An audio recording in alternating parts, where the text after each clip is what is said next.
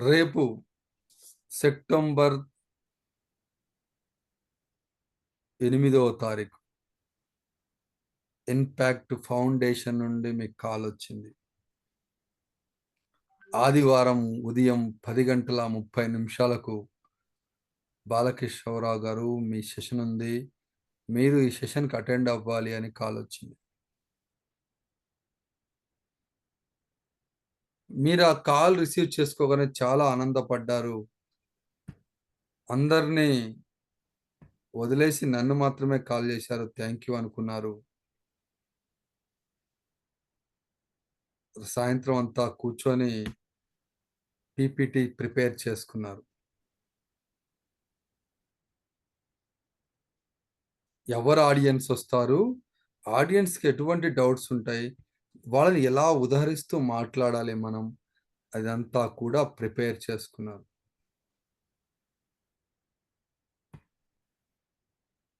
పొద్దున్నే లేసి కాలకృత్యాలు తీర్చుకొని చక్కగా రెడీ అయ్యారు. ఎటువంటి డ్రెస్ వేసుకున్నారు మీరంటే, మీ శరీరానికి నప్పే డ్రెస్ వేసుకున్నారు. ఈ డ్రెస్‌లో సూపర్‌గా ఉన్నావు మమ్మీ. ఈ డ్రెస్‌లో సూపర్‌గా ఉన్నావు డ్యాడీ. ఈ డ్రెస్‌లో అదిరిపోయింది నాన్న అని చెప్తారు చూసారా? ఆ డ్రెస్ వేసుకున్నారు. చక్కగా బ్లేజర్ వేసుకున్నారు. మ్యాచింగ్ శారీ, మ్యాచింగ్ చెప్పులు, మ్యాచింగ్ షూస్ ప్రాపర్‌గా ఉన్నాయి అంతా కూడా.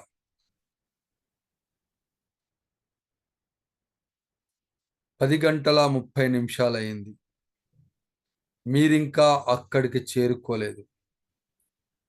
అక్కడ సుమారు 1000 మంది ఆడియన్స్ మీకోసం ఎదురు చూస్తున్నారు. ఎందుకంటే వాళ్ళకి తెలుసు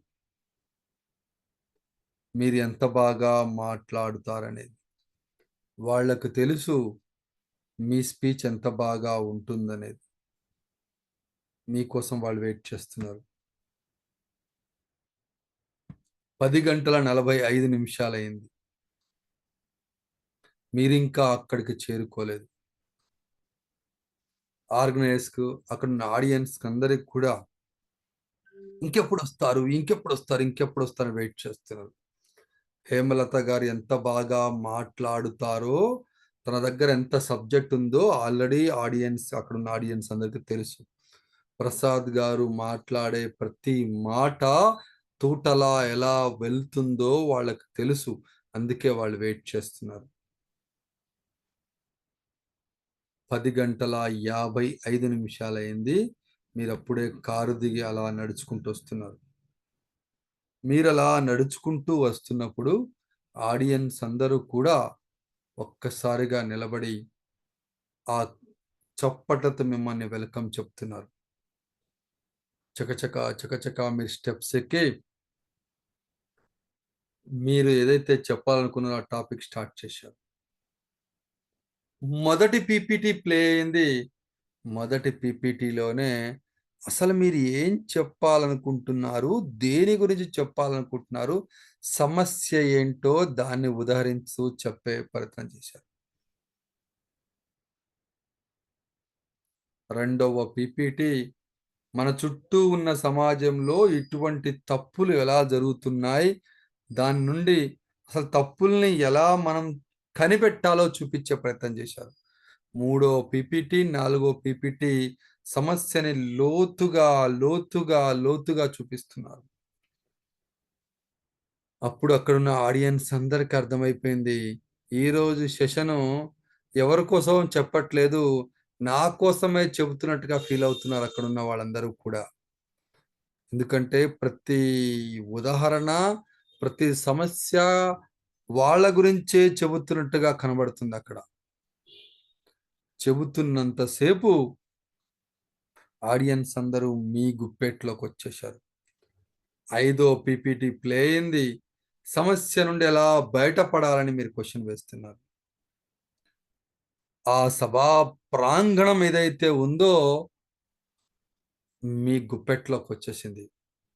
మీరు ఏం చెబితే అక్కడున్న ఆడియన్స్ అదే చేస్తున్నారు. చప్పట్లు కొట్టమంటే చప్పట్లు కొడుతున్నారు. హ్యాండ్ రైజ్ చేయమంటే హ్యాండ్ రైజ్ చేస్తున్నారు.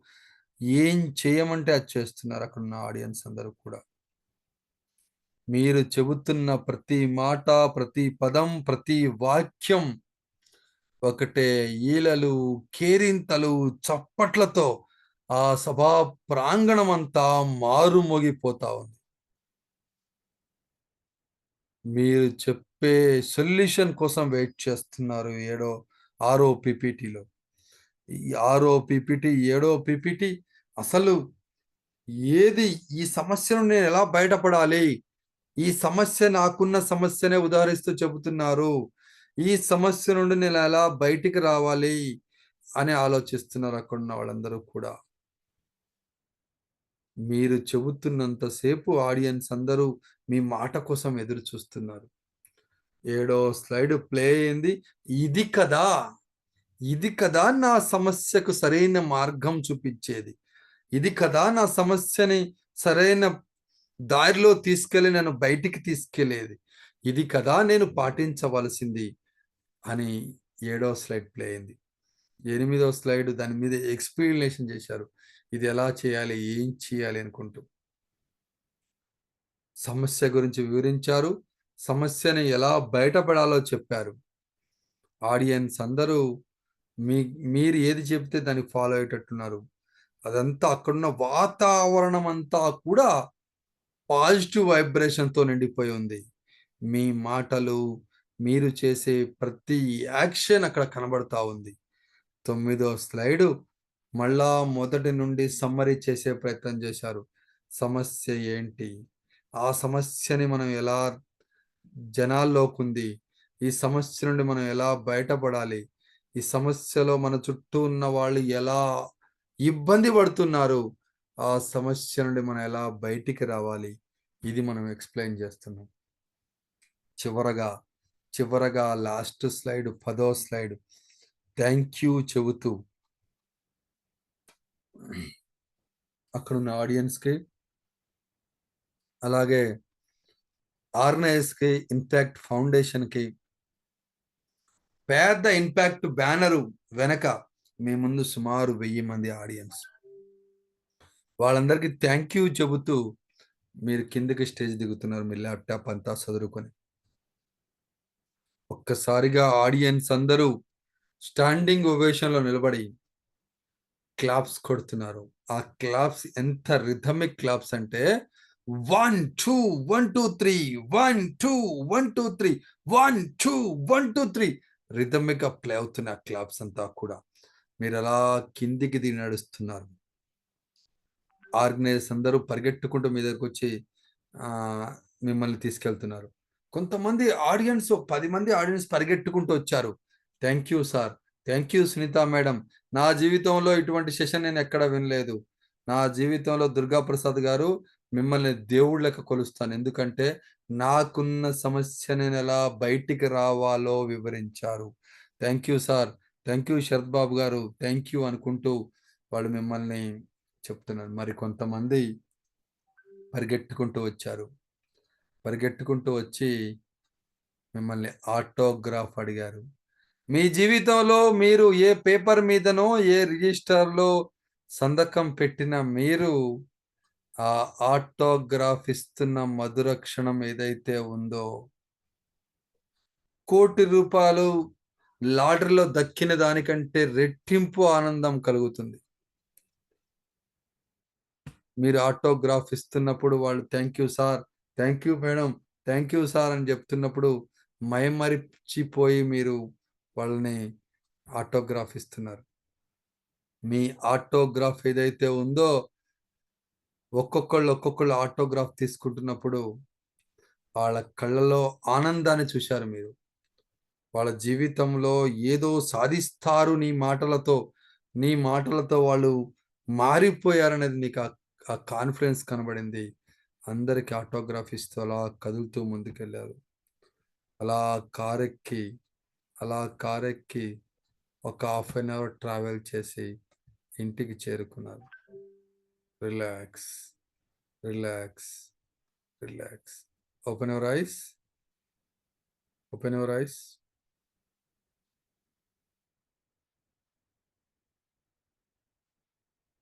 ఏం ఫీల్ అయ్యారు?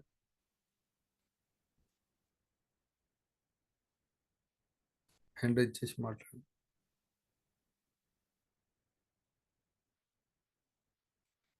మీరేం ఫీల్ అయ్యారు?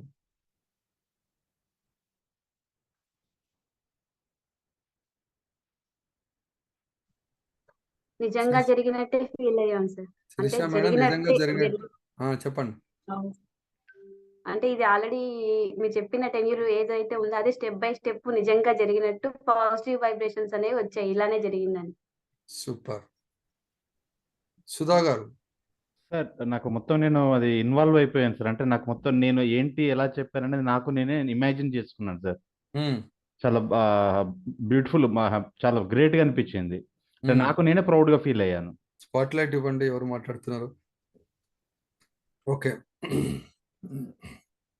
నెక్స్ట్ ధనలక్ష్మి గారు.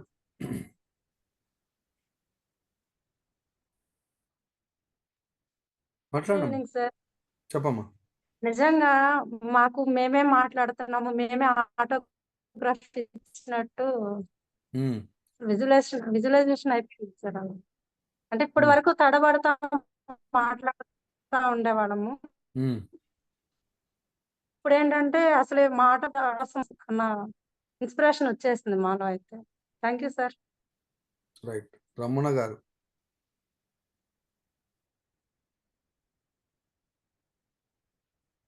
రమణ గారు. శ్రీనివాస్ గారు.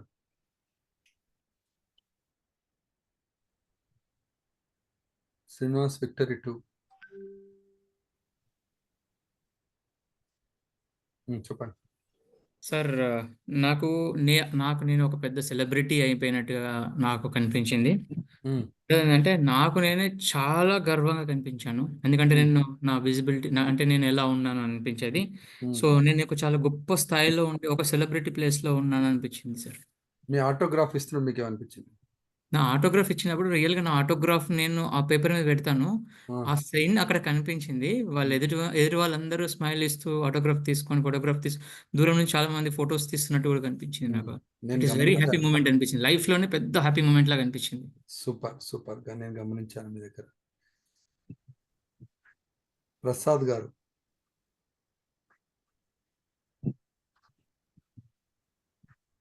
నమస్తే సార్. చెప్పండి సార్. సో రియల్లీ అంటే బిగ్ క్యాన్వాస్లో ఇట్స్ అ కైండ్ ఆఫ్ అదొక మూవీ. ఆటోమేటిక్గా నేనే ఉన్న పాత్రని. అంటే ఇంటి దగ్గర నుంచి నేను ఏది బ్లేజర్ వేసుకున్న దగ్గర నుంచి, స్టెప్స్ దిగిన దగ్గర నుంచి, ఆ పీపీటీ తయారు చేసిన దగ్గర నుంచి I feel it really. And the content ఏది ఇస్తే ఎలా వాల్యూ ఎడిషన్ ఇచ్చాను, వాళ్ళ కళ్ళలో ఆనందము. అండ్ స్టెప్స్ దిగిన తర్వాత ఈవెన్ నా పేరు ఐ జస్ట్ రాసినది everything I smell it, I feel it అనమాట. Really great experience and that's wonderful. Visualization చేయబడి ఉంది. గీత గారు. 63 గీత గారు.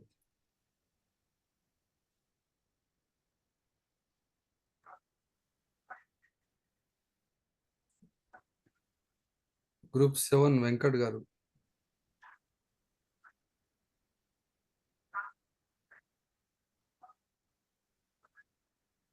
శ్యామ్ ప్రసాద్ గారు.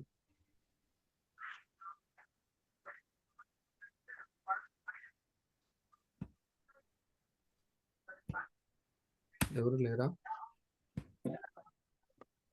చెప్పండి. సార్ అది పిక్చరైజేషన్ అట్లా కళ్ళ ముందు కనిపిస్తాను సార్. అయితే ఒక దీంట్లోకి వెళ్ళిపోయాను సార్. టోటల్ గా అసలు పిక్చర్ లోనే ఉండిపోతున్నాను సార్. ఇప్పుడు నాకు చాలా హ్యాపీగా అనిపిస్తుంది, చాలా రిచ్ గా అనిపిస్తా ఉంది, చాలా ఇదిగా కనిపించింది సార్. కళ్ళ ముందు మీరు ఏం చెప్తున్నా నేను అట్లా ట్రావెల్ చేసేస్తున్నాను సార్. సూపర్. అట్లా హ్యాపీగా అనిపించింది. Thank you sir. మౌనిక గారు.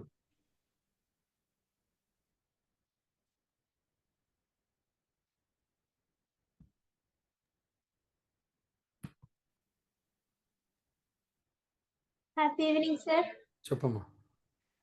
సార్ నేను ఇంటి కాడ నుంచి స్టేజ్ పైన ఎక్కి అందరికి ఆటోగ్రాఫ్ ఇస్తున్నానంటే నేను చెప్పే మాటలకు ఎదుటి వారు ఎలా ఫీల్ అయ్యారు అనేది నాకైతే చాలా హ్యాపీగా అనిపించింది సార్. వాళ్ళ ఫేస్‌లలో ఎక్స్‌ప్రెషన్ చూస్తుంటే నిజమా అని నేను నిజంగా అట్లా అయ్యాను అని నాకైతే చాలా హ్యాపీగా అనిపించింది సార్. నిజంగా మళ్ళీ నేను అదే ఊహలో ఉన్నట్లు ఉంది సార్ నాకైతే ఇప్పటికి మళ్ళీ. సరే. Thank you sir. Ashwini Reddy గారు చెప్పమ్మా. అశ్విని గారు రైట్, ఓకే. మిగతా వాళ్ళని మళ్ళీ తర్వాత మాట్లాడిస్తాను. ఎవరు మాట్లాడుతున్నారు సార్? నా పేరు. చెప్పండి. Happy evening sir. ఏంటంటే ఒక స్పీకర్ అవ్వాలి అని చెప్పేసి ఈరోజు ట్రైనింగ్ తీసుకుంటున్నాము. బట్ ఈ రోజు మీరు చెప్పింది వింటుంటే నేను ఆల్రెడీ స్పీకర్ అయ్యాను అనే ఒక ఫీల్ నా లోపల వచ్చింది సార్. 200 మెంబర్స్ ఉన్న స్టేజ్ ఎక్కి మాట్లాడినా, బట్ మీరు క్లాప్స్ చెప్తున్నారు కదా, 1 2 1 2 3 నిజంగానే వాళ్ళు నా కోసమే క్లాప్స్ కొడుతున్నారు అని నాకు అనిపించింది సార్. ఇంకొకటి ఆటోగ్రాఫ్ అనేది చాలా, అంటే మనం సినీ ఆర్టిస్టులు పెద్ద పెద్ద వాళ్ళు తీసుకుంటారు, వాళ్ళతో మనం తీసుకుంటాము. బట్ మనలో ఒకరు అడుగుతున్నారు, నిజంగానే నేను ఆటోగ్రాఫ్ ఇస్తున్నాను ఒక ఫీలింగ్ లోకి వెళ్ళిపోయా సార్. చాలా హ్యాపీగా అనిపించింది sir. Thank you so much sir. Right, ఇంకెవరైనా అన్మ్యూట్ అయితే మాట్లాడండి, లేదంటే మనం నెక్స్ట్ లోకి వెళ్ళిపోదాం.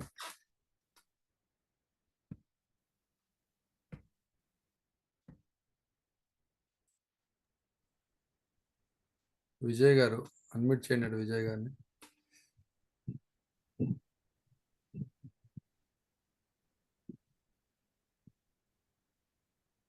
కృష్ణమోహన్ గారు హలో సార్. చెప్పండి.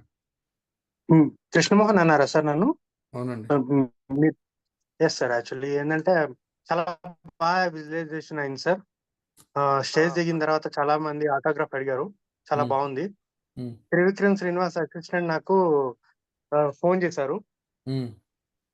నేను చెప్పిన కొటేషన్స్ కి అసిస్టెంట్ కావాలి రైటర్ గా అని చెప్పేసి అడిగారు. చాలా హ్యాపీ ఫీల్ అయ్యాను సార్. సూపర్ అండి కృష్ణమోహన్ గారు. నెక్స్ట్ చకచక మీరు హ్యాండ్. శరత్ బాబు గారు. Happy evening sir. విజయ్ మాట్లాడుతున్నాను. విజయ్ గారు చెప్పండి సార్. మీరు కళ్ళు మూసుకోన్నప్పుడు నాకు అర్థం కాలే కానీ ఒక అద్భుతమైన ప్రపంచంలోకి తీసుకుపోయినట్టు అనిపించింది సార్. అక్కడ మీరు ప్రతి మాట్లాడేది నేనే మాట్లాడుతున్నట్టు అనిపించింది sir. Really thank you so much sir. Okay, right. ఇంకెవరు మాట్లాడతారు? Hi sir, Chiranjeevi. చాలా బాగా అనిపించింది సార్. మీరు అది చెప్పినప్పుడు ఒక ప్రేక్షకులు క్లాప్స్ కొట్టినప్పుడు, తర్వాత స్టేజ్ సెషన్ అయిపోయిన తర్వాత స్టేజ్ దిగి వెళ్ళేటప్పుడు వాళ్ళు ఆటోగ్రాఫ్ తీసుకున్నట్టు, సో క్లియర్ గా చెప్పాలంటే ఒక పరకాయ ప్రవేశం అంటారు కదా సార్, అట్లా అనిపించింది నాకు. ఆ పాత్రలోకి నేను వెళ్ళినట్టు. సో అది చాలా హ్యాపీయెస్ట్ మూమెంట్ లో అనిపించింది sir. Okay, Geetha madam. Happy evening sir. చెప్పమ్మా. Sir excellent sir. నా ఫస్ట్ స్పీచే బెస్ట్ స్పీచ్ అయింది సార్. ఓకే. అంత బాగా ఫస్ట్ డ్రెస్సింగ్ కోడ్ దగ్గర నుంచి, నేను కార్ లో దిగుతున్నట్టు నుంచి మొత్తం విజువలైజేషన్ అయిపోయింది నాకు. ఎంత కాన్ఫిడెన్స్ గా, ఎంత హ్యాపీగా, చాలా బాగా చెప్పినట్టుగా అనిపించింది. అలాగే నేను అసలు మొత్తం ఇంకా అందులో నేను అలాగే ఒక 1000 మంది ముందు నేను అంత మంచి బెస్ట్ స్పీచ్ ఇచ్చి నేను ఆటోగ్రాఫ్ ఇస్తూ నేను చాలా హ్యాపీగా మళ్ళీ రిటర్న్ అయినట్టు. స్పీచ్ బాగా వచ్చిందా? ఎస్ సార్, సూపర్ వచ్చింది సార్. వాళ్ళకి అర్థమయ్యేటట్టు మీరు చెప్పగలిగారా? చాలా బాగా చెప్పాను సార్. సూపర్. అసలు నేను ఇప్పటి వరకు నేను అసలు స్పీచ్ ఇవ్వలేదు, ఇదే నా ఫస్ట్ స్పీచ్, బెస్ట్ స్పీచ్ అన్నట్టుగా ఉంది. Congratulations. Thank you sir. Shravani madam, final ఇంకొక ఇద్దరితో నేను ఫైనల్ చేస్తాను. Happy evening sir. చెప్పమ్మా.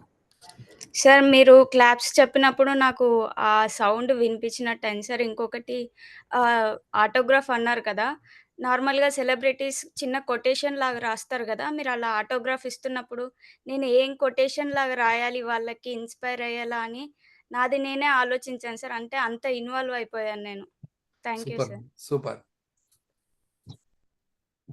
ఇంకా లాస్ట్ ఫైనల్ లక్కీ పర్సన్ ఎవరు? జీటు రామారావు మాట్లాడచ్చు. చెప్పండి, మాట్లాడండి రామారావు గారు. Thank you. చాలా ప్రాక్టికల్ ఎక్స్పీరియన్స్ కలిగింది సార్, చాలా అద్భుతంగా ఉంది. అదేవిధంగా విజువలైజేషన్ మీరు కళ్ళు మూసుకొని చెప్పండి, అసలు మీరు చెప్పే విధానం కూడా మాకు మొత్తం ఒక ఫిల్మ్ కనిపించేటట్టు కనిపించింది సార్. Excellent experience sir. కొత్త అనుభూతి కలిగింది. చాలా బాగుంది. మీ సెషన్ బాగా వచ్చిందా? సెషన్ విషయానికి వస్తే సెషన్ విషయానికి వస్తే నేను బయలుదేరి వెళ్ళడం, సెషన్ అద్భుతంగా ఉందని ఆడియన్స్ ఫీల్ అవ్వడం, మమ్మల్ని ఆటోగ్రాఫ్ అడగడం వరకు ఎక్సలెంట్ సార్. సెషన్ ఏదనేది తెలియలేదు సార్. కాకపోతే అద్భుతమైన అంటే ఎఫెక్టివ్ పెర్ఫార్మెన్స్ అయితే జరిగింది సార్. మీ పెర్ఫార్మెన్స్ బాగా జరిగిందా? అవును sir. Right, thank you. Right, అందరినీ ఒకసారి మళ్ళా స్క్రీన్లోకి వెళ్ళిపోదాం. రైట్, అందరు హ్యాండ్ డౌన్ చేసుకోండి. రైట్, నేను మా ఇంట్లోనే ఉన్నాను, మీరందరూ మీ ఇంట్లోనే ఉన్నారు. కానీ మనందరం ఏం చేశాము, మనం ఒక ప్రపంచంలోకి వెళ్ళిపోయి అక్కడ సుమారు 1000 మంది ఆడియన్స్ని చూసి వాళ్ళతో ఇంటరాక్ట్ అయ్యి వాళ్ళ సమస్యని మాట్లాడుతూ మనం వాళ్ళని తీసుకెళ్ళాం. అవునా? దీన్ని ఏమంటారంటే విజువలైజేషన్ టెక్నిక్ అంటారు. విజువలైజేషన్ టెక్నిక్ అంటారు. కానీ ఇక్కడ మనం విజువలైజేషన్ రాంగ్ చేస్తున్నాం, అది ప్రాబ్లం. నేను ఎందుకు చెప్పానంటే మనం చేసే విజువలైజేషన్ రాంగ్ చేస్తున్నాం, అక్కడ వచ్చిన ప్రాబ్లం. మనం ఏమనుకుంటాం, దుర్గా ప్రసాద్ అంటే ఇటువైపు చూడాలి, కాన్సన్ట్రేషన్ నా వైపు ఉండాలి. దుర్గా ప్రసాద్, మనం ఏమనుకుంటామంటే నాకు 5వ పాయింట్ రాదు, 5వ పాయింట్ ఎగిరిపోతుంది, నన్ను అందరూ చూసి నవ్వుతారు, నాకెళ్ళి నేను అక్కడ ఇబ్బంది పడతాను, స్టేజ్ మీద పోగానే నేను ఆడ సరిగ్గా మాట్లాడలేక ఇబ్బంది పడొస్తాను అనుకుంటాం. మనం ఎప్పుడు నుండా ఒకటే అనుకుంటున్నాం కదా, నీ బ్రెయిన్ ఏం చెప్తుందో అదే మనం మాటింటామని. నీ బ్రెయిన్ నువ్వు అదే కమాండ్ ఇస్తున్నావు, నువ్వు వెళ్ళు, 5వ పాయింట్ దగ్గర ఆగిపో, నువ్వు దిగిపో, అదే కమాండ్ ఇస్తున్నావు. నువ్వు ఆగిపోతావు, నువ్వు సరిగ్గా మాట్లాడలేవు, మాట్లాడుతున్నప్పుడు ఆడియన్స్ నీకెళ్ళి చూసి నవ్వుతారు, అదే కమాండ్ ఇస్తున్నావు. ఓకే, పిచ్చి బ్రెయిన్ కూడా ఓకే బాస్ అని చెప్తుంది, నువ్వు చెప్పిన కమాండ్ ఫాలో అవుతుంది.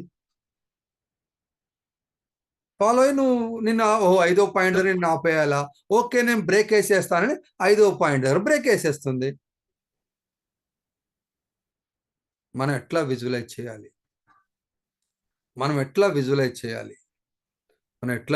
చేయాలి అంటే మీ సెషన్ని ఎప్పుడు కూడా అద్భుతంగా వచ్చినట్టుగా విజువలైజ్ చేయాలి. అద్భుతంగా రావడం అంటే ఇందాక మనం చేసినట్టుగా,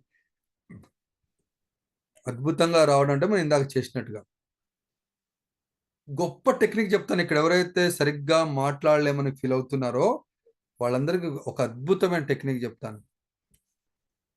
నేను ఏదైతే చెబుతున్నానో అది రాసుకోండి, నోట్స్లో రాసుకొని రేపు కంప్యూటర్ ఆపరేటర్ దగ్గర పోయి మంచిగా ప్రింట్ తీసుకొని మీ బెడ్రూమ్లో అంటించుకోండి. నేను గత 20 ఏళ్ళ నుండి ఇదే టెక్నిక్ ఫాలో అవుతున్నా, టెక్నిక్ చెప్పేస్తాను. ఓకేనా? రెడీనా? ఏంటి ఆ టెక్నిక్ అంటే, నేను వేదిక మీద అద్భుతంగా మాట్లాడగలను, ఇట్లానే టైప్ చేయించుకొని రండి. నేను వేదిక మీద అద్భుతంగా మాట్లాడగలను, అంతే, ఇంకేం లేవు దాంట్లో, మ్యాటర్ లేదు, ఏం లేదు. ఇదే మంచిగా కలర్ అక్షరాలతో పెట్టుకుంటారా, నీట్గా స్క్రీన్ పెద్దగా చేసుకుంటారా, పెద్ద పేపర్ మీద ప్రింట్ చేసుకుంటారా, మీ ఇష్టం. లేదంటే మీరే చార్ట్ మీద రాసుకుంటారా, మీ ఇష్టం. బెడ్రూమ్ నుండి లేచినప్పుడు, పడుకునేటప్పుడు దాన్నే చూస్తుండాలి. నేను వేదిక మీద అద్భుతంగా మాట్లాడగలను, అంతే. ఇది ఉంటే చాలు, మీరు ఎక్కడైనా అద్భుతంగా మాట్లాడతారు. నేను ఇదే అనుకొని వెళ్తా, ఏ స్పీచ్కి వెళ్ళినా ఇంకెక్కడికి వెళ్ళినా ఇదే అనుకొని వెళ్తాను. మనసులో నా బ్రెయిన్కి ప్రోగ్రామింగ్ చేస్తా, నేను వేదిక మీద అద్భుతంగా మాట్లాడగలను అనుకుని వెళ్తా, అద్భుతంగా మాట్లాడే వస్తా. మరి మీరేం ప్రోగ్రామింగ్ చేస్తున్నారు? 5వ పాయింట్ ఆగిపోతుంది, 6వ పాయింట్ ఆగిపోతుంది, నేను సరిగా పెర్ఫామ్ చేయను, అందరు నవ్వుతారు అని ప్రోగ్రామింగ్ చేసుకుని వెళ్తారు. అదే రాంగ్ ప్రోగ్రామింగ్. విజువలైజేషన్ ఎప్పుడూ కూడా బిఫోర్ చేయాలి, ఆఫ్టర్ కాదు. విజువలైజేషన్ ఎప్పుడు కూడా బిఫోర్ చేయాలి, ఆఫ్టర్ కాదు. బిఫోర్ ఏం చేయాలి? ఎలా కూర్చున్నారు ఆడియన్స్, నేను చెబుతున్న ప్రతి యాక్టివిటీ ప్రతిదీ కూడా వాళ్ళకి అర్థమవుతుందా లేదా? సరిగ్గా నేను మాట్లాడే భాష వాళ్ళకి రీచ్ అవుతుందా లేదా? నేను తీసుకునే ఎగ్జాంపుల్స్ వాళ్ళకి కనెక్ట్ అవుతుందా లేదా? వాళ్ళ కూర్చునే విధానము, నేను నిలబడ్డ విధానము, నేను సెంటర్‌లో నిలబడతానా? వైర్‌లెస్ మైక్‌తో మాట్లాడతానా? వైర్ ఉన్న మైక్‌తో మాట్లాడతానా? పొడియం దగ్గర మాట్లాడతానా? ఇంకెక్కడ మాట్లాడతానా? నేనెలా మాట్లాడుతానన్నది గూడా మీరు ముందే విజువలైజ్ చేయాలి. బిఫోర్ సెషనే విజువలైజ్ చేయాలి. బిఫోర్ సెషనే విజువలైజ్ చేయాలి. అప్పుడేమవుతుందంటే, మనకి ఆ రిజల్ట్ ఏదైతే ఉందో, ఆ రిజల్ట్ మీకు కనబడుతుందంతే. తర్వాత చిన్న స్టోరీ చెప్తాను మీకు నేను. ఒక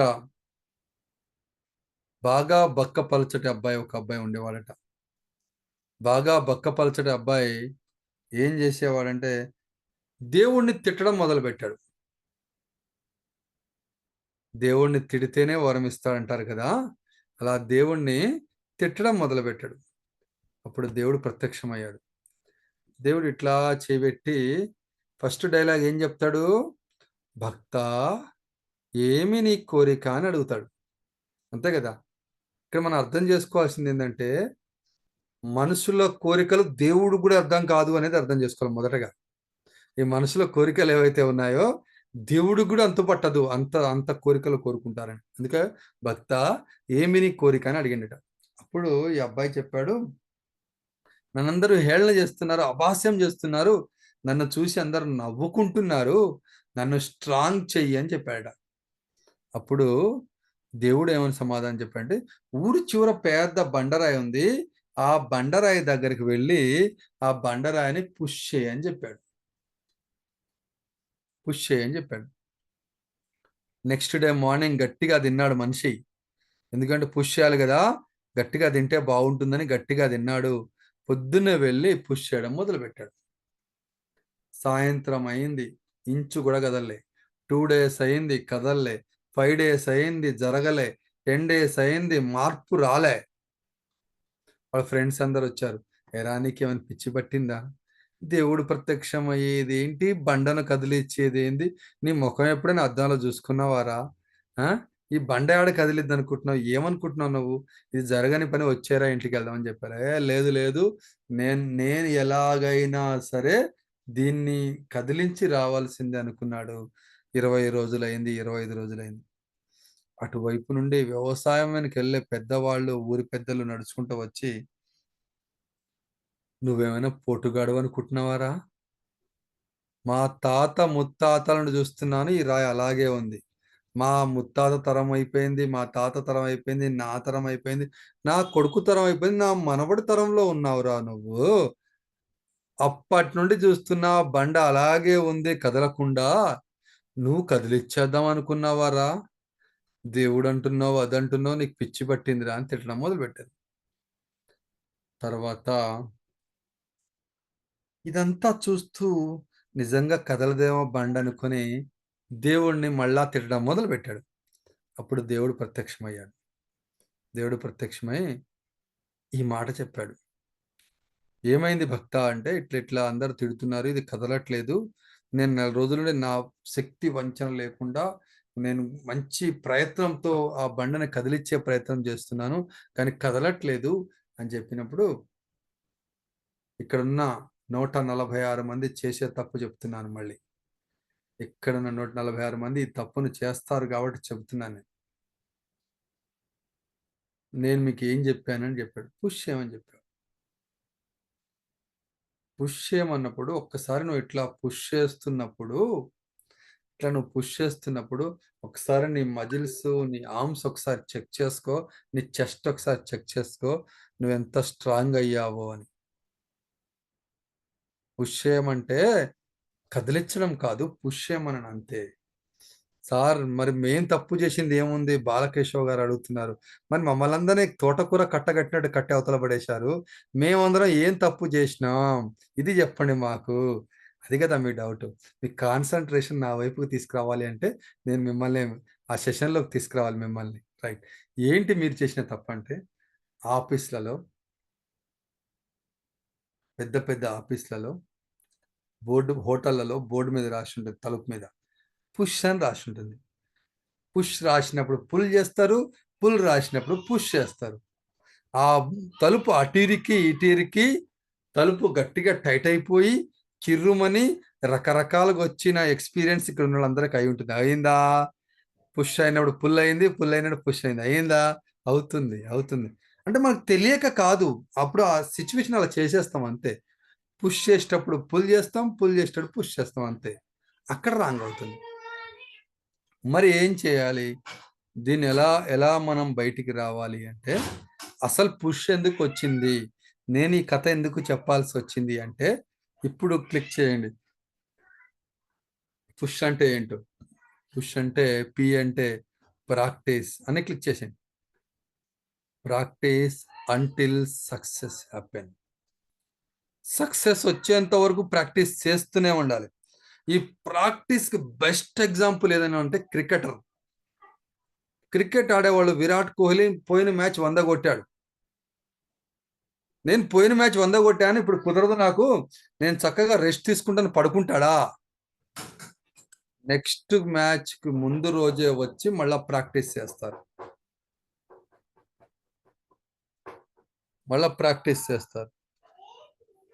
మరి మీరు ఎలా ప్రాక్టీస్ చేస్తున్నారు? మిమ్మల్ని మీరు క్వశ్చన్ వేసుకోండి.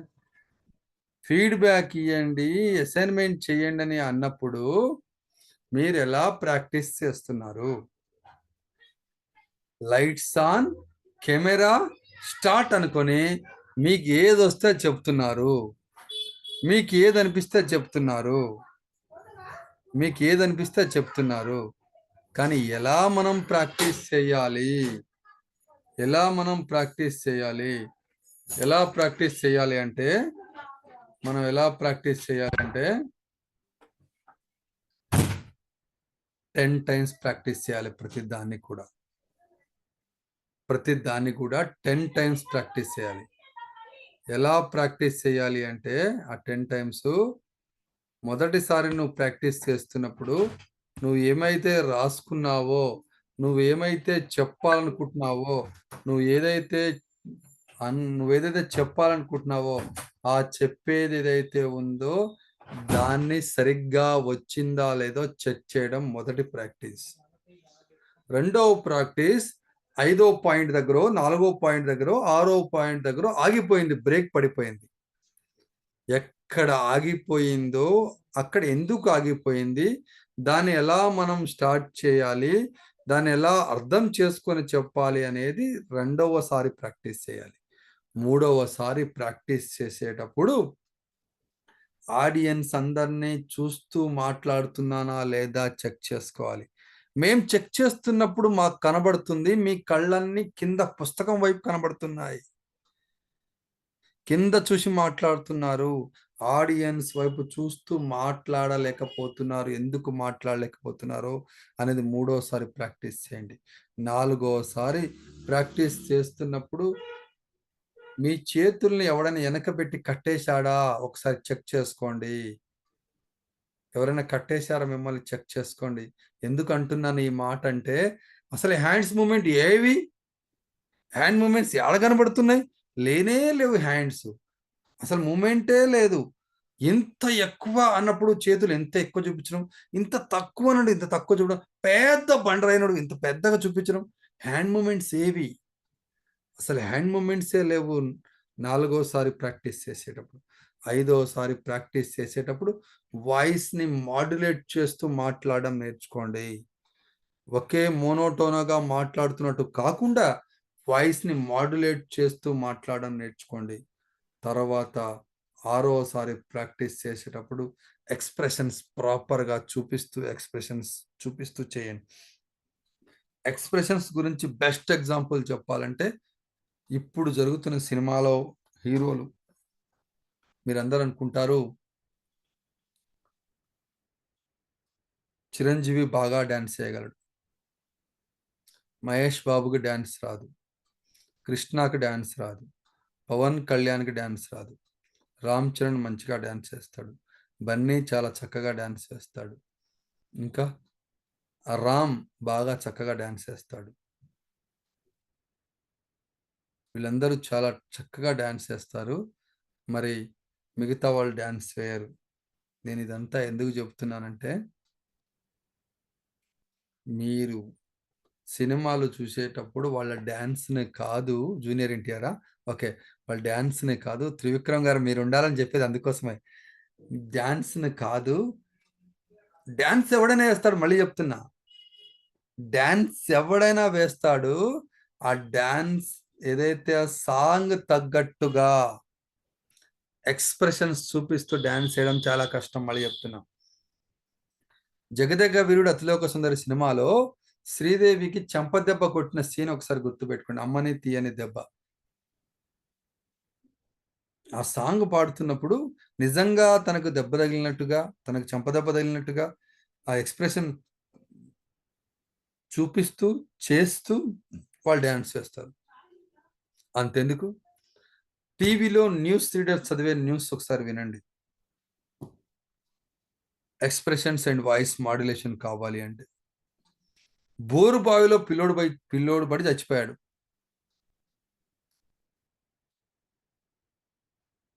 అప్పుడు వాళ్ళు అబ్బని తీయని దెబ్బ. అప్పుడు వాళ్ళు బోరు బావిలో పడి పిల్లోడు చచ్చిపోయిన వాళ్ళ ఇంట్లో నిజంగా ఎవరో చచ్చిపోయినట్టుగా గొంతంతా ఒక రకంగా మార్చేసుకొని, ఒక రకంగా అయిపోయి మాట్లాడతారు.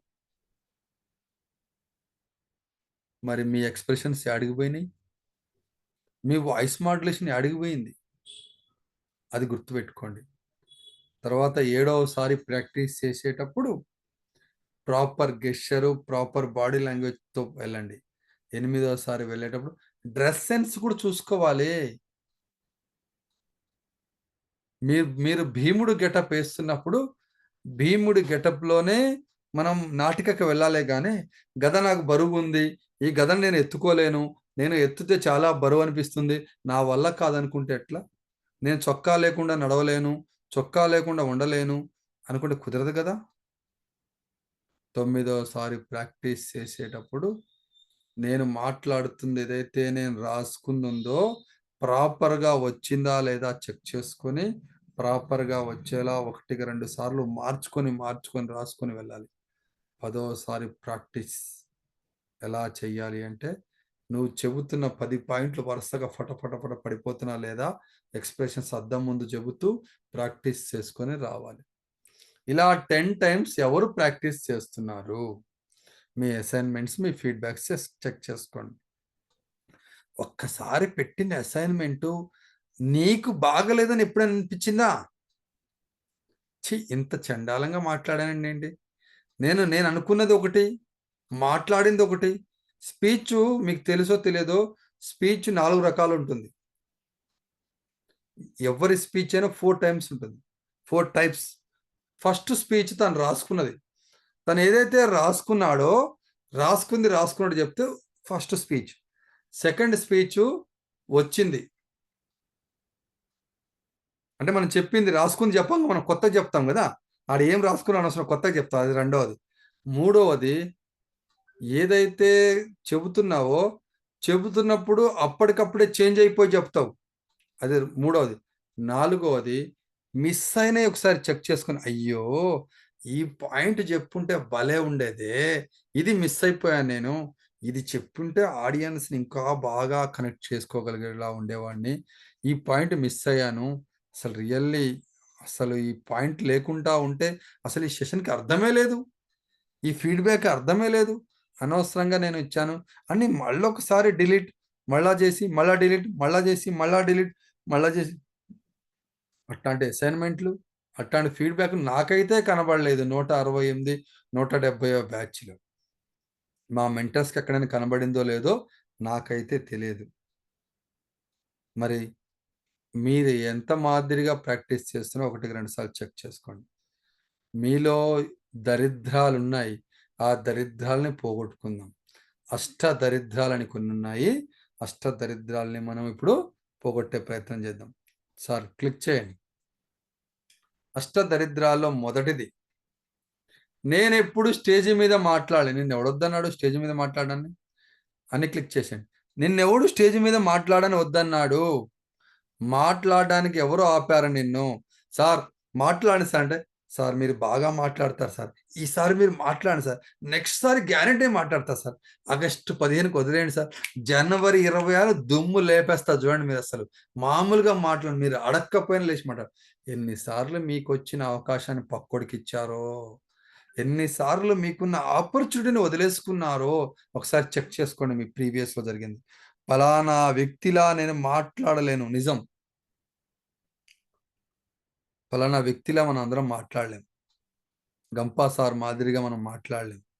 జేడి లక్ష్మీనారాయణ గారి మాదిరిగా మనం మాట్లాడలేం. పట్టాభిరామ్ గారిగా మనం మాట్లాడలేం. ఎండమూరి గారిగా మనం మాట్లాడలేం. శ్రీపాదరావు గారిలా మనం మాట్లాడలేం. కానీ ఈ ఫలానా వ్యక్తులు ఎవరైతే ఉన్నారో వాళ్ళు స్టార్ట్ చేసేటప్పుడు ఇనీషియల్ స్టేజిలో వాళ్ళు కూడా ఇలాగే అనుకున్నారు, ఫలానా వ్యక్తిలా నేను మాట్లాడలేనని. ఇంకా వాళ్ళకు ఎంత దారుణమైన పరిస్థితి అంటే, మీ మాదిరిగా మొబైల్ ఫోన్స్ లేవు. వాళ్ళు టేప్ రికార్డర్ పెట్టుకొని ఆ రీల్స్ ఉంటాయి కదా, రీల్స్ చూసుకొని, మీరు ఇప్పుడు అనుకునే రీల్స్ కావు, పాతకాలం చిన్న క్యాసెట్స్ ఉంటాయి. ఆ క్యాసెట్లో రీల్ ఏ సైడు బి సైడు రికార్డింగ్ చేసి వాళ్ళ వాయిస్ని విని ప్రాపర్గా వస్తుందో చెక్ చేసుకొని, అద్దంలో చూసుకొని, ఆ ఎక్స్ప్రెషన్స్ ప్రాపర్గా వస్తుందో చూసుకొని అలా మాట్లాడేవాళ్ళు. ఇప్పుడు మీకు మొబైల్ ఫోన్ వచ్చింది, రికార్డింగ్ వచ్చింది, అన్నీ ఉన్నాయి, చెక్ చేసుకుంటున్నారు, బాగాలేకపోతే డిలీట్ చేసేసుకుంటున్నారు.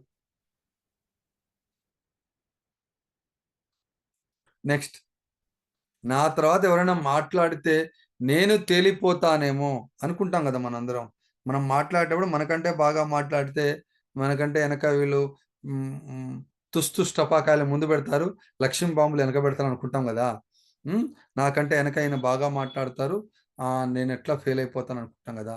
దీనికి బెస్ట్ ఎగ్జాంపుల్, ఇక్కడ మీరు జాయిన్ అయిన 168 బ్యాచ్లో 70-80 మంది, 180 బ్యాచ్లో 170 బ్యాచ్లో జాయిన్ అయిన 70 మంది, ఒక్కొక్కళ్ళు స్పీడ్ ఉన్నారు, ఒక్కొక్కళ్ళు స్లో ఉన్నారు. నా తర్వాత మాట్లాడితే నేను తేలిపోతే అదే మాట్లాడుతున్నాను. నేను అదే మాట్లాడుతున్నప్పుడు ఒకళ్ళు బాగా మాట్లాడుతున్నారు, మరి కొంతమంది అస్సలు మాట్లాడలేకపోతున్నారు. మరి బాగా మాట్లాడే వాడికి వేరే అసైన్మెంట్స్ ఇవ్వట్లేదు, అస్సలు మాట్లాడిన వాళ్ళకి వేరే అసైన్మెంట్స్ ఇవ్వట్లేదు, అందరికి కామన్గా ఒకే అసైన్మెంట్ ఇస్తున్నాం. ఇక్కడ గమనించాల్సింది ఏంటంటే, ఈ 140 మంది మాట్లాడే మాట, మీరు తీసుకున్న స్టోరీ, మీరు తీసుకున్న కొటేషన్ వేరేటోళ్ళు ఎవరు తీసుకోవట్లేదు, అందరు డిఫరెంట్గా మాట్లాడుతున్నారు. టాపిక్ ఒకటే అయినప్పుడు ఒకే రకంగా మాట్లాడాలి కదా. మరి వేరేగా మాట్లాడుతున్నప్పుడు నీ తర్వాత మాట్లాడే ఆయన ఎందుకు నువ్వు మాట్లాడి తేలిపోతాను అనుకుంటున్నావు? నువ్వు ప్రాపర్గా ప్రిపేర్ అయి వెళ్తే, నువ్వు అనుకున్నది అనుకున్నట్టుగా అక్కడికి మన సబ్జెక్ట్ని తీసుకెళ్ళగలిగితే, నీకంటే గొప్ప స్పీకర్ ఎవరూ లేరు. ప్రసంగ పాఠం మర్చిపోతానేమో. ప్రసంగ పాఠం అంటే కంటెంట్ ఆడ మర్చిపోతాం. ఎక్కడ మర్చిపోతాం కంటెంట్ని ఎలా గుర్తు పెట్టుకోవాలో కొన్ని టెక్నిక్స్ ఆల్రెడీ మనం నేర్చుకున్నాం.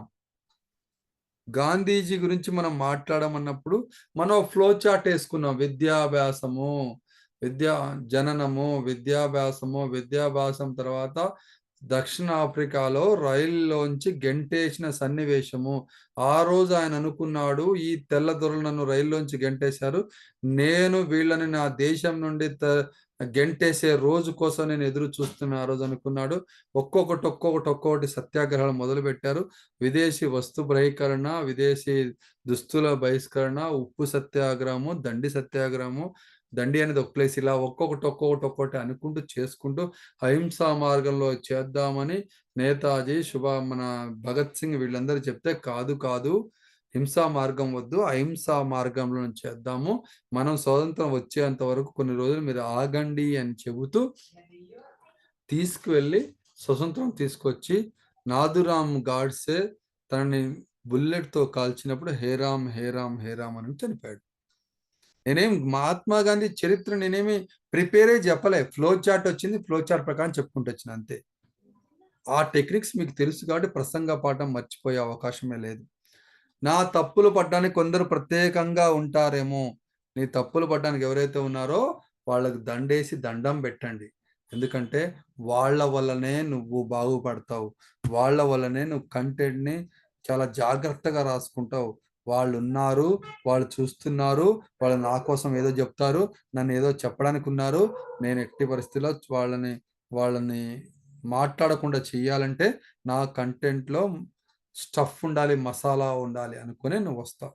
కాబట్టి ప్రాపర్గా ప్రిపేర్ అయ్యి వస్తావు. వాళ్ళకి దండేసి దండం పెట్టి నా మాటల్లో తప్పులు వస్తాయేమో, నువ్వు మాట్లాడేది ఒక 4-5 అడుగుల ఎత్తులో ఉన్న స్టేజి మీద మైక్ పట్టుకొని మాట్లాడుతున్నప్పుడు తప్పుడు మాట్లాడతావా?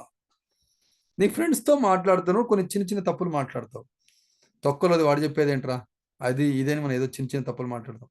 అవే మాటలు తీసుకెళ్ళి మీ ఇంట్లో మీ పిల్లలతో మాట్లాడతావా, మీ వైఫ్తో మాట్లాడతావా, మీ అమ్మానాన్నలతో మాట్లాడతావా? మాట్లాడే ఆస్కారమే లేదు. మరి స్టేజి మీదకి వెళ్ళి అక్కడ తప్పుడు మాటలు వస్తాయా? మీ మాటల్లో రావు. ఏం చెప్పాలి, ఎలా చెప్పాలి అనేది చకచకా చెప్పే ప్రయత్నం చేస్తాం. హమ్మయ్యా, నేను చెప్పాలనుకుంది మొత్తం పూర్తిగా చెప్పేసాను అనుకుని దిగిపోతావు. చివరిది మైక్ ఇస్తే దడ పుడుతుందేమో. నిజంగా మైక్కే మాటలు వస్తే ఇక్కడ ఎవరైతే ఉన్నారో మీ అందరినీ మైక్ కట్ చేయడం కోసం మా మెంటర్స్ ఎంత ఇబ్బంది పడుతున్నారో. Thank you sir, thank you madam, thank you madam, మీరు ఆగండి సార్, మీరు ఆగండి అన్న ఆగరు. మైక్కే మాటలు వస్తే ఇంక చాలు మాట్లాడింది, ఇంకెంతసేపు మాట్లాడతావు, ఇంక పెట్టే రాదని చెప్తుంది మైక్. మరి 8 దరిద్రాలు, అష్ట దరిద్రాలు ఏవైతే ఉన్నాయో మీలో ఉన్నాయా లేదా ఒకసారి చెక్ చేసుకోండి. నేను ఎప్పుడు స్టేజ్ మీద మాట్లాడలేదు, ఫలానా వ్యక్తిలా నేను మాట్లాడలేను, నేను మాట్లాడితే ప్రజలు నవ్వుతారేమో, నా తర్వాత ఎవరు మాట్లాడితే నేను తేలిపోతానేమో, ఏవైతే ఉన్నాయో ఇవన్నీ కూడా మీరు ఒకసారి చెక్ చేసుకోండి. కొందరు ప్రసంగ పాఠం మర్చిపోతానేమో, నా తప్పులు పడడానికి కొంత ప్రత్యేకంగా ఉంటారేమో, నా మాటలు తప్పులు వస్తాయో, మైక్ ఇస్తే దడపడుతుందేమో. ఇది ఏదైతే ఉందో ఇది మీరు 1-2 సార్లు చెక్ చేసుకోండి మీలో ఉన్నాయా లేవా. నెక్స్ట్, కంటెంట్ పర్ఫెక్ట్గా ప్రిపేర్ అవ్వాలి అంటే 5W1H మీ చేతిలో ఉండాలి. 5W1H అంటే 5 భార్యలు ఒక భర్త ఎవరు అని నేను ప్రశ్న వేసాను అనుకోండి, ఏం చెప్తారు? చాట్ బాక్స్లో పెట్టండి. 5 భార్యలు ఒక భర్త. మీకు తెలిసింది ఎవరైనా ఉన్నారా?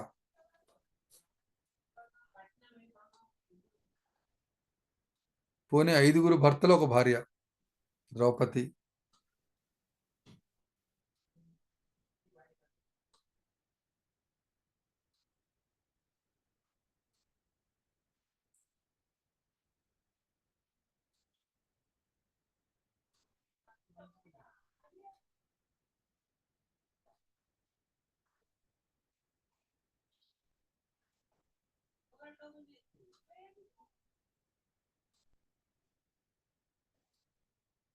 రైట్,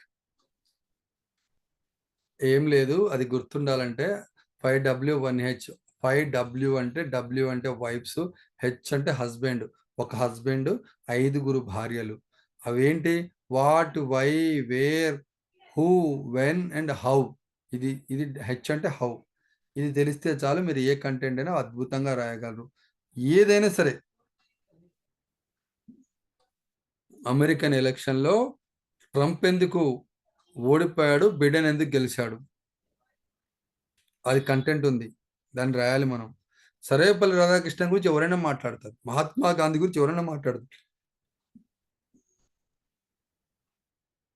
జవహర్లాల్ నెహ్రూ గురించి ఎవరైనా మాట్లాడతారు, భగత్ సింగ్ గురించి మాట్లాడినప్పుడు ఆగిపోతాం, ఝాన్సీ లక్ష్మీబాయి గురించి మాట్లాడమని ఆగిపోతాం, బాల గంగాధర్ తిలక్ గురించి మాట్లాడమన్నప్పుడు ఆగిపోతావు, ఉద్ధమ్ సింగ్ ఆయన ఎవరు సార్, కొత్తగా ఈరోజే వింటున్నాను నేను అని మీకు అనిపిస్తుంది, అవునా?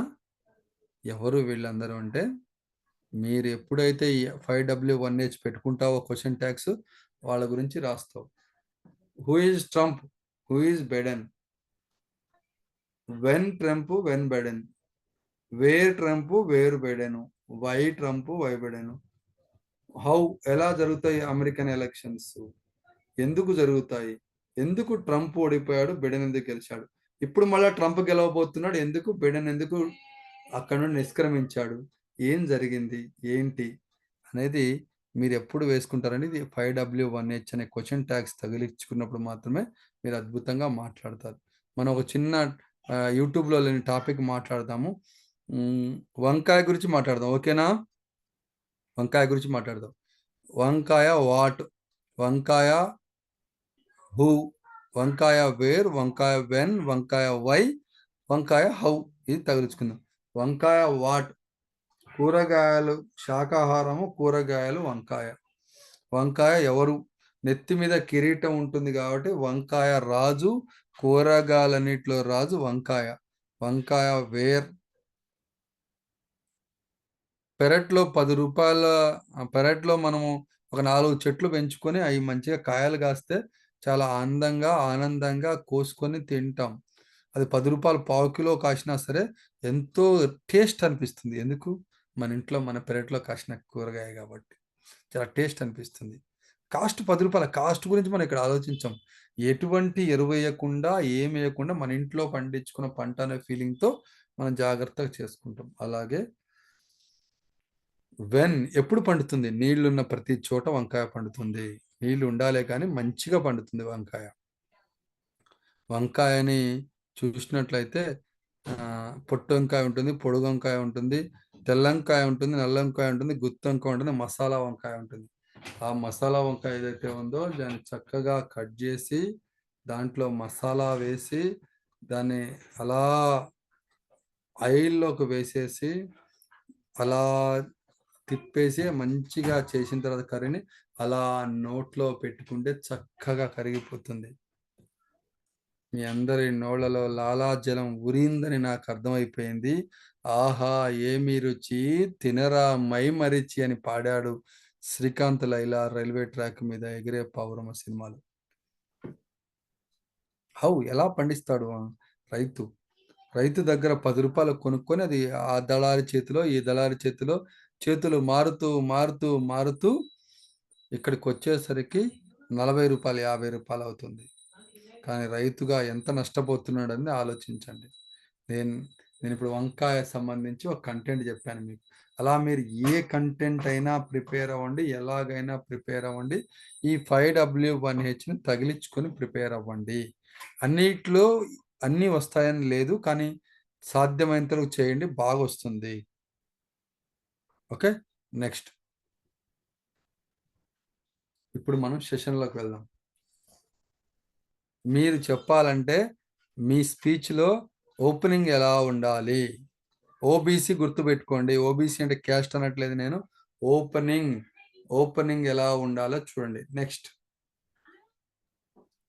బాడీ, బి అంటే బాడీ, సి అంటే కన్క్లూజను. ఇదేంటిది?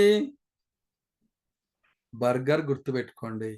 బర్గర్లో ఓపెనింగ్ పైన ఉన్నది ఏదైతే ఉందో అది మెత్తగా సాఫ్టీ మెత్తగా ఉంటుంది. మీ ఓపెనింగ్ ఎప్పుడు కూడా స్మూత్గా చక్కగా చెప్పేటట్టు ఉండాలి.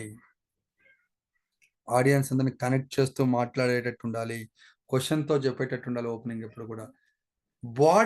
బాడీలోనే అసలైన మజా ఉంది. ఇక్కడ చూశారు కదా మీరు, ఆ స్టఫ్, ఆ మసాలా, ఆ వెజిటేబుల్స్ అంతా ఆ బాడీలోనే ఉంది. పైన బ్రెడ్, కింద బ్రెడ్, మధ్యలోనే కదా అసలనే ఉంది. బాడీలోనే మీరు ఏం చెప్పాలనుకుంటున్నారో, ఎలా చెప్పాలనుకుంటారో డిసైడ్ చేసుకొని రండి. చివరగా కన్క్లూజన్ ఏదైతే ఉందో అది కొద్దిగా స్టిఫ్గా ఉంటుంది, అది హార్డ్గా ఉంటుంది. అది కింద ఉన్న ప్లేట్ అనమాట. అది అందరినీ పైనుండి కింద పట్టుకునే ప్లేట్ అనమాట. అది జాగ్రత్తగా చేసుకోవాలి.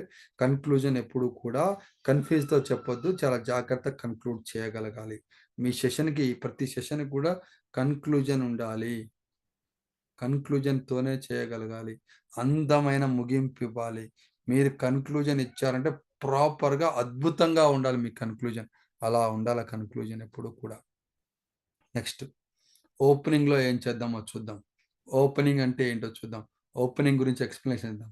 ఓపెనింగ్ ఎలా ఉంటుంది? ఒక కొటేషన్తో ఓపెన్ చేయాలి. నెక్స్ట్ అనెక్డోట్స్ కానీ స్టోరీ కానీ పెట్టుకోండి. ఏదైనా స్ట్రాటజిక్స్ పెట్టుకోవాలి, కానీ స్ట్రాటజిక్స్ దగ్గర జాగ్రత్తగా ఉండాలి.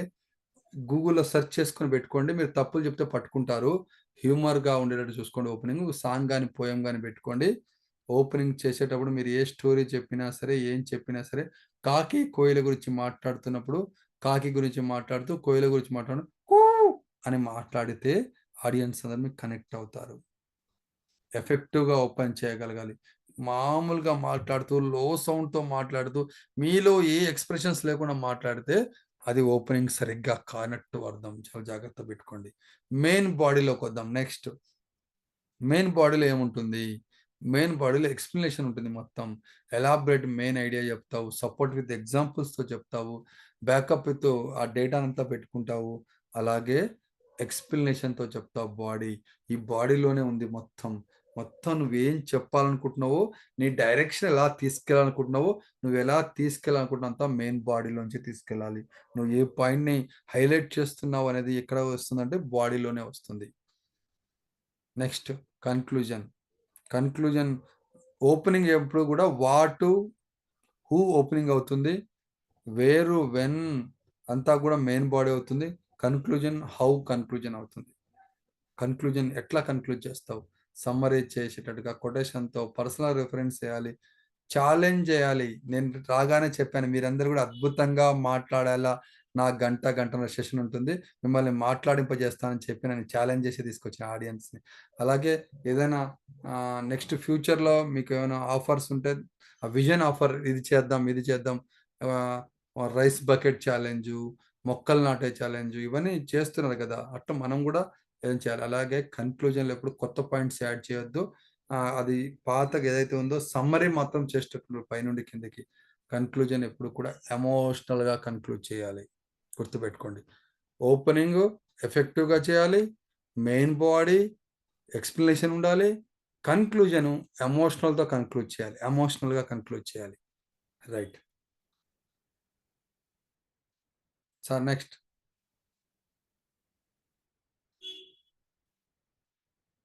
రైట్. అవిస్తారము, అసందిగ్ధం, అవలంబితం, అభేదం. ఈ కొత్తగా అనిపిస్తాయి మీకు పదాలు. అవిస్తారం అంటే ఏంటి? అసందిగ్ధం అంటే ఏంటి? అవలంబితం అంటే ఏంటి? అభేదం అంటే ఏంటి? ఈ పబ్లిక్ స్పీకింగ్ రావాలంటే ఈ 4 నేర్చుకుంటే చాలు. మీరు ఏదైనా పబ్లిక్ స్పీకింగ్ చేయగలుగుతారు. అవిస్తారము. అవిస్తారం అంటే ఏదైనా సరే నువ్వు మాట్లాడుతున్నప్పుడు ఏ పనికైతే వెళ్ళావో దాని గురించే మాట్లాడాలి. స్ప్రైట్ యార్డ్ గుర్తుపెట్టుకోండి. సుత్తి లేకుండా సూటిగా మాట్లాడాలి. నేను వెళ్తున్నప్పుడు లారీ బస్సు ఢీకొంది. ఇది మనకు అనవసరం. అది మనకు అనవసరం. మనం ఏ పనికి వెళ్ళామో దాని గురించే మాట్లాడాలి తప్ప అనవసరమైన విషయాలు మాట్లాడొద్దు. అసందిగ్ధం. అసందిగ్ధం అంటే కొంతమంది మాట్లాడుతున్నప్పుడు కొన్ని మాటలు, కొన్ని వాక్యాలు, కొన్ని పదాలు మింగేసి మాట్లాడతారు. నాకు చాలా మెడలున్నాయని చెప్తాడు. చాలా మెడలేంటి? నువ్వేమైనా రాక్షసుడా? మెడలు ఉండడానికి. ఆయనకి మేడలు ఉన్నాయని చెప్పాలి. ఆ మేడలో పోయి మెడలయిపోయినాయి. నాకు చాలా మెడలు ఉండేసరికి అర్థం మారిపోయింది అక్కడ. అక్కడ చాలా జాగ్రత్త. కొంతమంది అవలంబితం అంటే క్లచ్ వర్డ్స్, పాజెస్ ఇవి వాడతారు. ఇకపోతే అని మాట్లాడి ఎవరు పోవాలనుకుంటున్నారు? సో, సో, సో అని మాట్లాడితే ఎందుకు ఈ ఈ క్లచ్ వర్డ్స్, పాజెస్ ఎక్కడ మాట్లాడుతున్నారో గుర్తుపెట్టుకొని దాన్ని కట్ చేసుకునే ప్రయత్నం చేయండి. ఆవేదం అంటే ఇది ఎదుటి వారి గుండెలు బద్దలయ్యే విధంగా మాట్లాడొద్దు. చాలా జాగ్రత్తగా మాట్లాడాలి. ఎదుటి వారి గుండెలు బద్దలయ్యే విధంగా మాట్లాడకూడదంటే అది చాలా జాగ్రత్తగా మాట్లాడాలి. ఒకసారి మెయిన్ స్క్రీన్‌లోకి అందరిని చూపించండి నాకు. గ్యాలరీలో. రైట్. నాకు 2 క్యారెక్టర్స్ కావాలి. 2 క్యారెక్టర్స్ కావాలి. ఎవరో ఇద్దరు హ్యాండ్ రైజ్ చేయండి.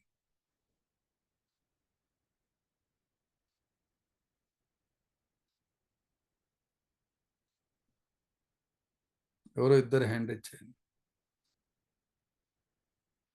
బాలకేశవ్ గారు మొదటగా తీసుకుంటున్నాను. మీరు అన్మ్యూట్ చేసుకోండి. ఇంకొకళ్ళు.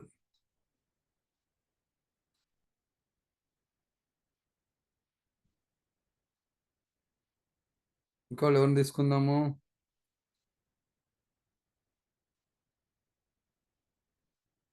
హ్యాండ్ రైజ్ చేసిన వాళ్ళు ఫస్ట్ దాంట్లో వెళ్ళిపోతారు. సరే ఎవరు తీసుకుందామంటే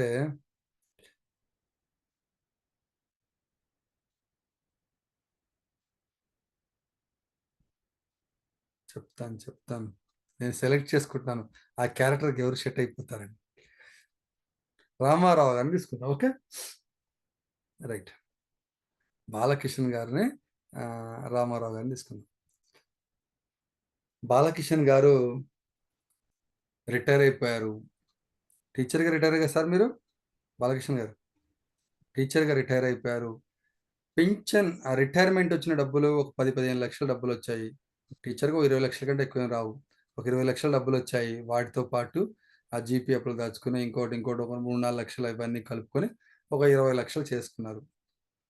అలాగే ఇన్ని సంవత్సరాలు సర్వీస్ చేసినప్పుడు దాచుకున్న డబ్బులంతా కూడా ₹1 కోటి ఇల్లు కొనుక్కున్నాడు ఆల్రెడీ బాలకిషన్ గారు. అంతే కదా? అంతేనే ఎక్కువ ఏమైనా కొనుక్కున్నారా? నాకు తెలియకుండా.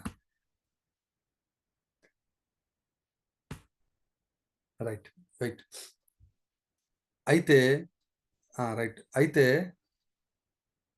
రిటైర్ అయిపోయా ఖాళీగా ఉన్నా ఏం చేస్తాం అనుకొని ఇల్లును అమ్మేసి ₹1 కోటి దగ్గర పెట్టుకొని ఈ రిటైర్మెంట్ ఉన్న మొత్తం డబ్బులు దగ్గర చేసుకొని ఈ డబ్బులన్నిటినీ షేర్ మార్కెట్లో పెడితే డబ్బులు పెరుగుతాయని మొత్తం డబ్బులు తీసుకెళ్ళి షేర్ మార్కెట్లో పెట్టేశాడు. 1,30 లక్షల డబ్బులు మొత్తం తీసుకెళ్ళి షేర్ మార్కెట్లో పెట్టేశారు. ఆ రోజు కర్మగాలి రామారావు గారు మనకు సెషన్ చెప్పడానికి వచ్చిండు. దేని మీద? షేర్ మార్కెట్ మీద టిప్స్ అండ్ టెక్నిక్స్ చెప్పడానికి రామారావు గారు వచ్చారు. రామారావు గారు అసలే ముక్కుసూటి మనిషి. తాను ఏం చెప్పాలనుకుంటున్నాడో అది చెప్పేస్తాడు అంతే. మిగతా వాళ్ళు ఏమనుకుంటున్నారు ఇదంతా మనకు అనవసరం, మనం ఏం చెప్పాలనుకుంటున్నా చెప్పేయాలి అంతే అనుకుని వచ్చాడు ఆయన. ఆయన ఎక్స్పర్ట్ దేని మీద? ఈ షేర్ మార్కెట్ మీద. ఆ రోజు గెస్ట్ స్పీకర్ ఆయన వచ్చి షేర్ మార్కెట్ గురించి చెప్పడానికి వచ్చాడు. అందరూ కూర్చున్నారు, అక్కడ ఉన్న వాళ్ళందరూ. అలాగే కేశవరావు గారు కూడా, బాలకేశవరావు గారు కూడా ఆ మీటింగ్కి వెళ్ళి కూర్చున్నాడు. మాట్లాడుతున్నాడు రామారావు గారు మాట్లాడుతూ తన కంట్లో బాలకేశవ గారు కనబడిపోయారు. కనబడగానే ఒక డైలాగ్ చెప్పాడు. బాలకేశవ గారు మీరు నాకు ఎప్పుడుండో తెలుసు అని చెప్పాడు. ఈయనకి అసలు పరిచయమే లేదు ఈ మనిషి, ఎప్పుడు ఈయన ముఖం చూసిందే లేదు. అది ఈయన ఇట్టంటడింది, నేను తెలిసిన ఎట్లా అంటున్నాడు అని అనుకున్నాడు. అనుకోగానే సార్ మీ సర్వీస్ మొత్తాన్ని కష్టపడే డబ్బులు ₹1 కోటి, మీకు వచ్చిన పింఛను మీ రిటైర్మెంట్ వచ్చిన డబ్బులన్నీ ఒక 30 లక్షలు తీసుకెళ్ళి మీరు షేర్ మార్కెట్లో పెట్టారు, మొత్తం డబ్బులు షేర్ మార్కెట్లో పెట్టారు. అవును సార్ అని చెప్పాడు ఆయన బాలకేశవ గారు. చెప్పిన తర్వాత ఇప్పుడు మీకు డబ్బులు ఎంత ఉన్నాయో తెలుసా అని అడిగాడు. తెలియదండి అని చెప్పాడు. అప్పుడు ఇప్పుడు డబ్బులు షేర్ మార్కెట్ కిందకి పడిపోయింది. ఇప్పుడు డబ్బులు మీరు పెట్టిన ₹1,30,00,000 అంతా కూడా మొత్తంగా డ్రాప్ అయిపోయి 30 లక్షలు మాత్రమే ఉన్నాయి అని చెప్పాడు. చెప్పగానే బాలకేశవ గారిది గుండె ఆగిపోయేంత పని అయిపోయింది. ఒక్కసారిగా ఇన్ని సంవత్సరాలు ఎవరి దగ్గర చెయ్యి చాచకుండా రూపాయి కూడబెట్టుకొని దాచిన డబ్బంతా కూడా ఒకేసారి పోయిందనే దాంట్లో బాధపడి అక్కడే కుప్ప కూలి చనిపోయారు. ఇప్పుడు బాలకేశవ గారిని చంపిన నరహంతకుడు ఎవరు?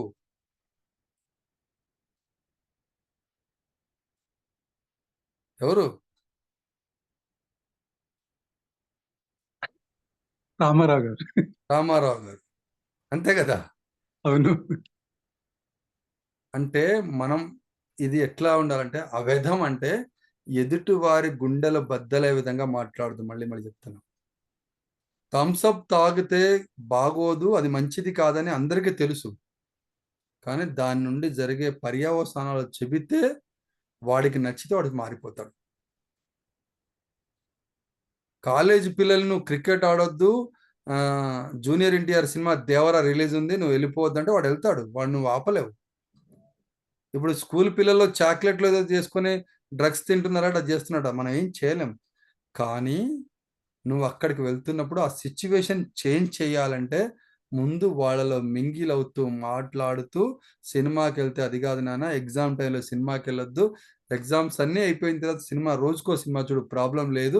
కానీ ఇప్పుడు కాదు, ఇలా కాదని జాగ్రత్తగా చెప్పాలి తప్ప, పిల్లలు సినిమాలు చూస్తారా? సినిమాలు చూస్తే చెడిపోతారా? మేము చిన్నప్పుడు నుండి ఒక్క సినిమా చూడలేదు కానీ మేము ఇంత దూరం వచ్చాం, మీరు ఆడ బాగుపడతారా అని చెప్తే వాడు వినడు మీ మాట.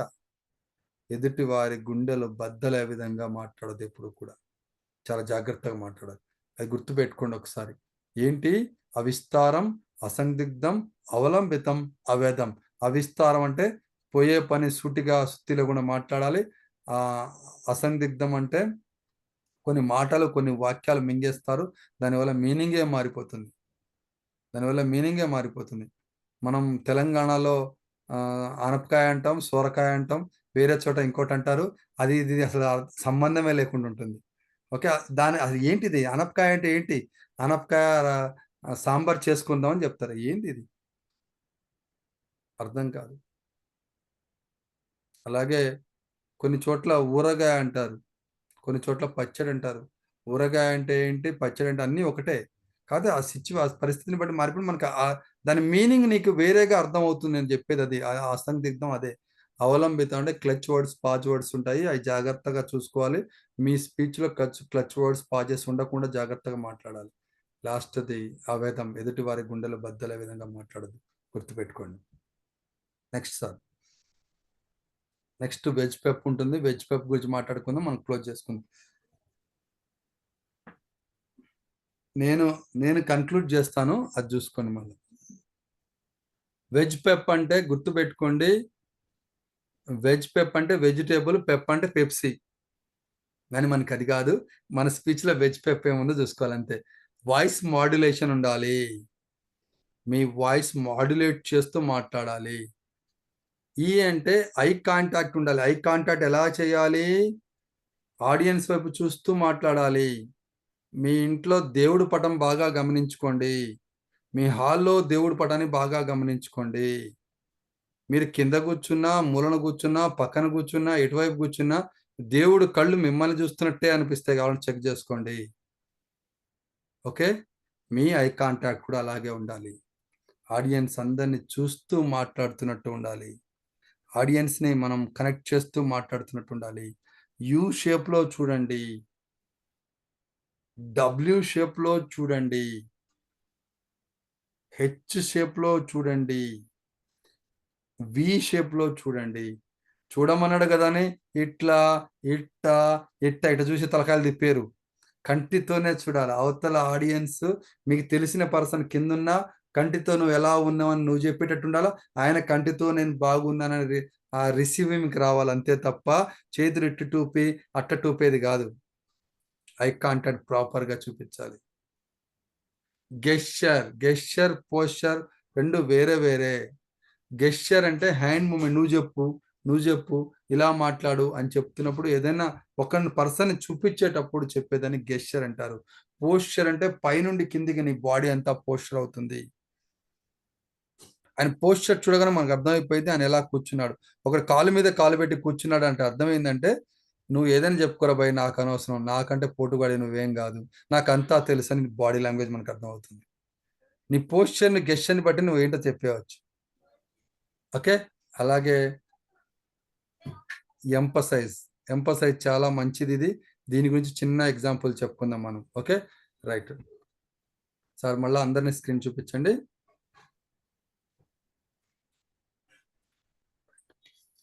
అందరూ కూడా నేను ఒక డైలాగ్